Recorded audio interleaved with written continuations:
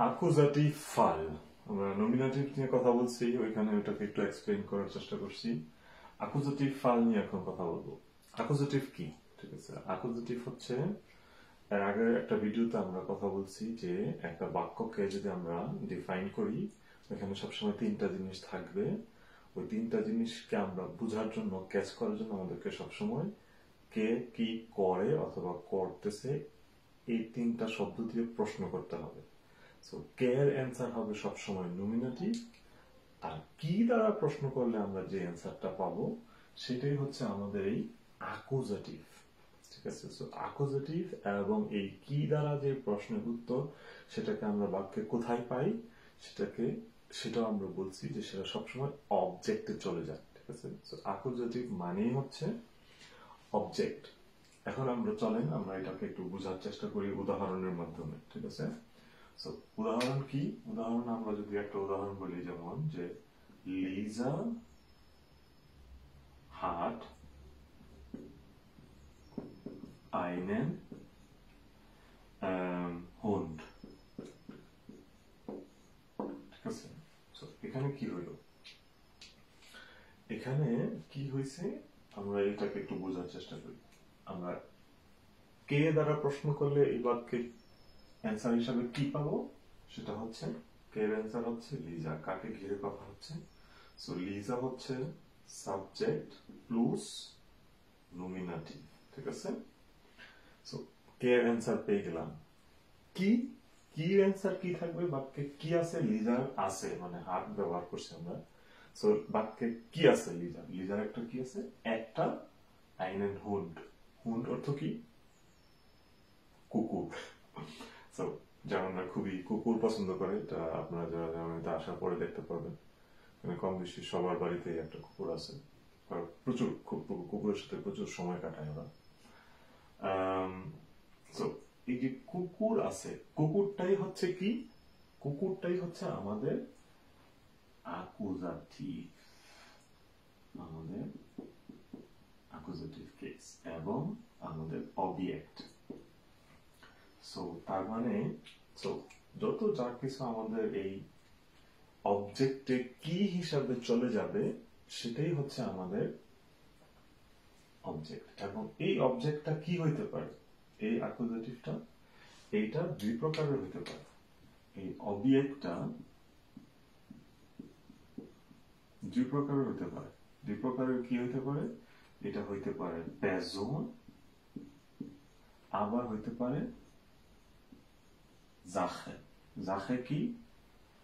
জাখে হচ্ছে বস্তু অথবা থিংস। আমরা যদি একইভাবে আবার দেখি, যে অন্য একটা উদাহরণ দেখি। ঠিক আছে, উদাহরণ কি হতে পারে? যে আমরা যদি লিজার বাদ দিয়ে এখন অন্য আর কাছে চাই, যে লিজার প্রোনোমেন ব্যবহার করি, জি। ঠিক আছে, জি জি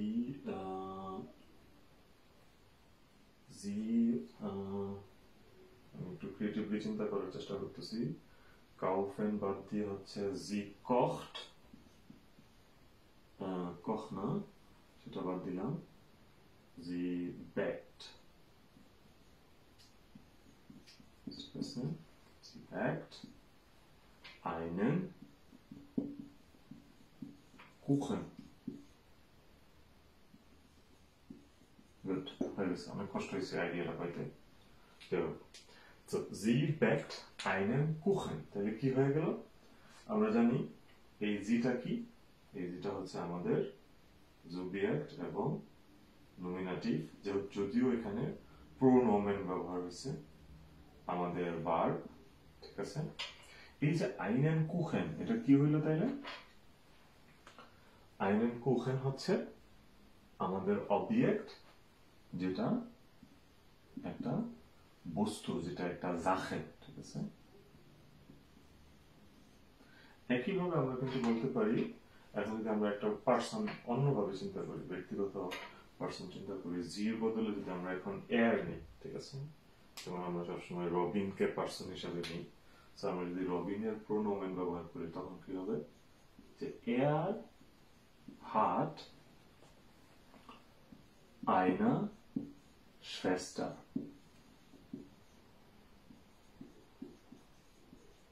এখানে কি হলো, এখানে কাকে ঘিরে কথা হচ্ছে, এয়ার, মানে পিছনে এয়ারের পিছনে আমাদের রবিন লুকায় আছে, রবিন হাট মানে রবিনের আছে, রবিনের কি আছে, একটা শ্বেস্টার, একটা বোন আছে তার।